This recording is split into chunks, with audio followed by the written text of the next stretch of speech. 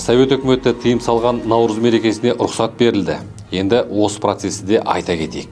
1988 жылы 4 ақпанда Лениншіл жас газетіне Мұхтар Шаханов барады. Ол уақытта ақындығымен мәшһүр болған әрі Арал мен Балқашты қорғау жөнінде комитет құрып, белсенділігі айрықша күшейіп тұрған кезет. Барған соң Лениншіл жас оқырмандардың тікелей телефон сұрақтарына жауап береді. Сол кездегі Лениншіл жастың бас редакторы Уәлихан Қалижанды тыңдайық.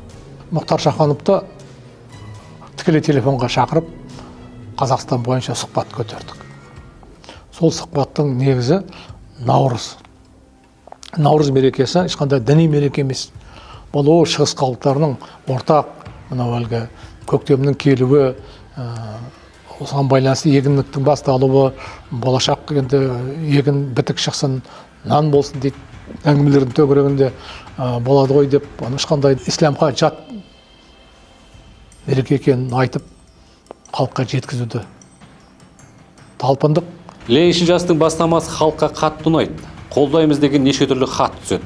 Соның ішінде Сырбай Мәуленов, Сафуан Шаймерденов, Сұлтанәлі Балғабаев, Смағұл Елубаев, Құрманғазы Қараманұлы, Серік Асылбеков, Ұлықбек Естеулетовтерде қол қойған орынды ұсыныс дейтін мақала да бар.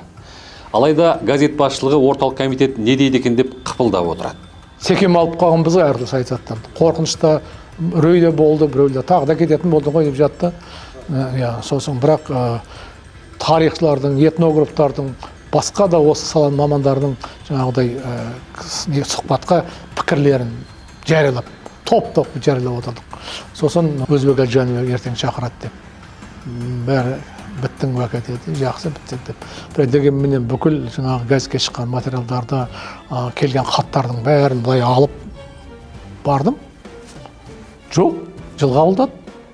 Адам әлгі қатты қабылдаса түрінен көрініп тұрады ғой, жылға қабылдады. Отыр деп, үлкен мәселе көтердіңдер деді. Наурыз қайтсын деп айғайлау оңай, жауапкершілігін көтеру қиын. Әйтсе де бұл істе Өзбек Әлжанбековтың ұстанымы айтарлықтай үрейленгені байқалады.